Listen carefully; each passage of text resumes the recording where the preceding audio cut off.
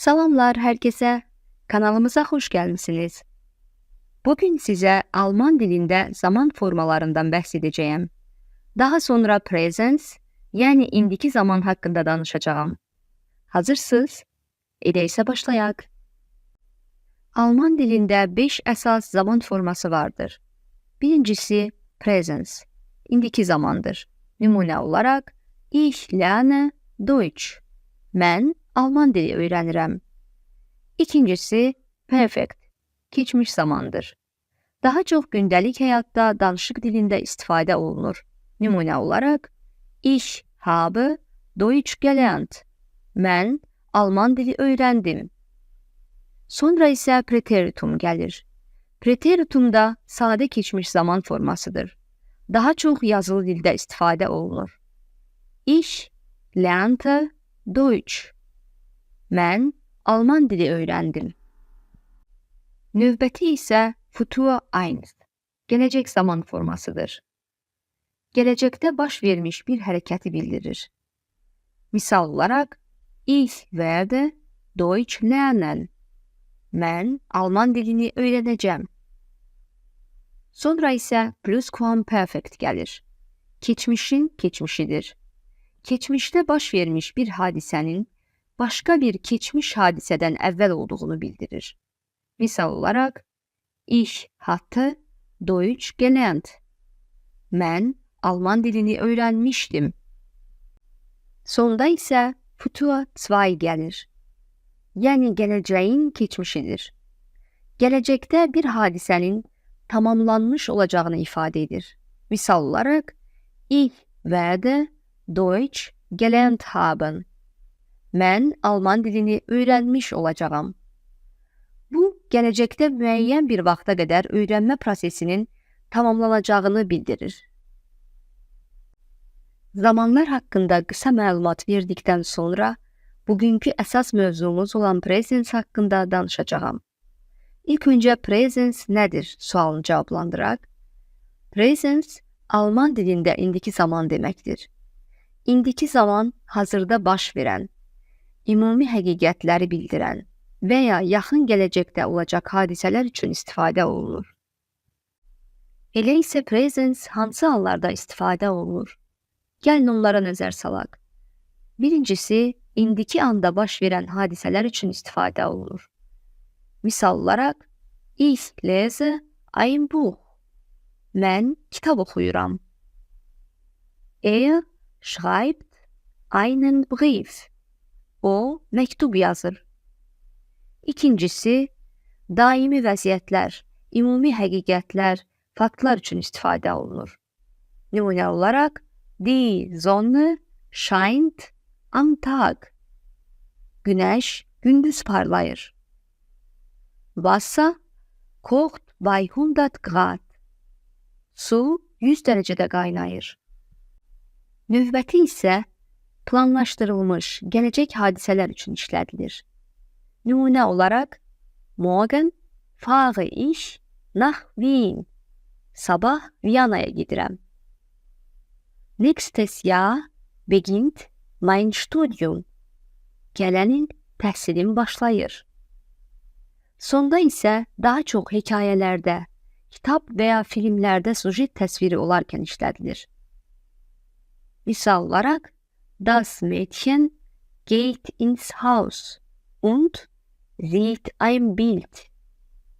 Qız evə gəlir və bir şəkil görür.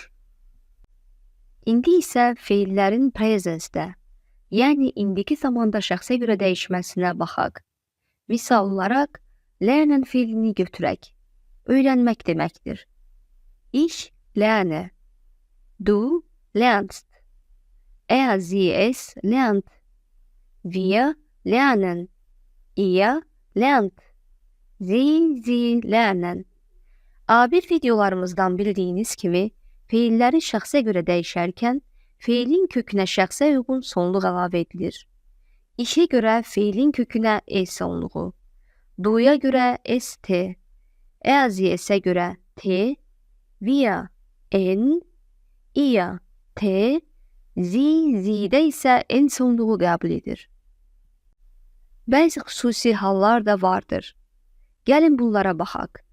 Feilin kökü D və ya T ilə bitərsə, do, eazi s və ia formalarında şəxsə görə dəyişərkən arasına əlavə olunur. Misal olaraq, arbeiten işləmək deməkdir. Du, yəni sən şəxsinə görə dəyişək. Du arbeitest. Er arbeitet. İkinci şəxsdə şəxsə görə dəyişərkən st-nin önünə əlavə etdik. Və ya üçüncü şəxsdə yenə də t-nin əvvəlinə əlavə olundu.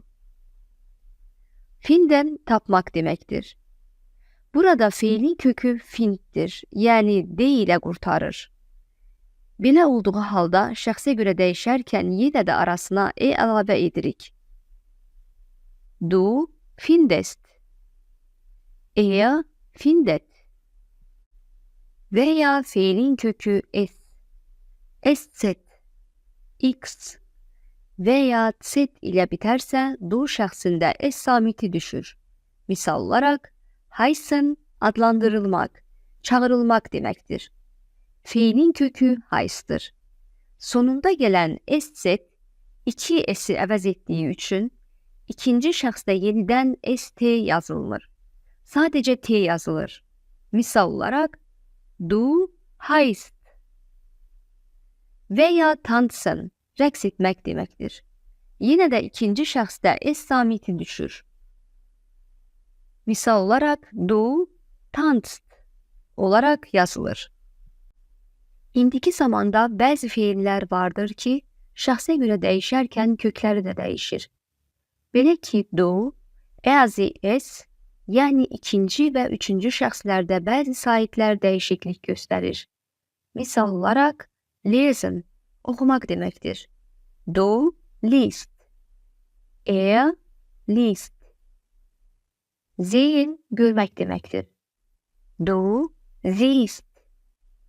Er sieht. Fahren, hər hansı nəqliyyat vasitəsilə getmək və ya sürmək deməkdir. Şəxsə görə dəyişək, du fährst. Er fährt. A1 videomuzda qaydasız feillərdən ətraflı bəhs etmişik. Sonda isə sizlərə nümunə olaraq gündəlik həyatda istifadə olunan bir neçə sadə cümlələr verəcəyəm. Başlayaq.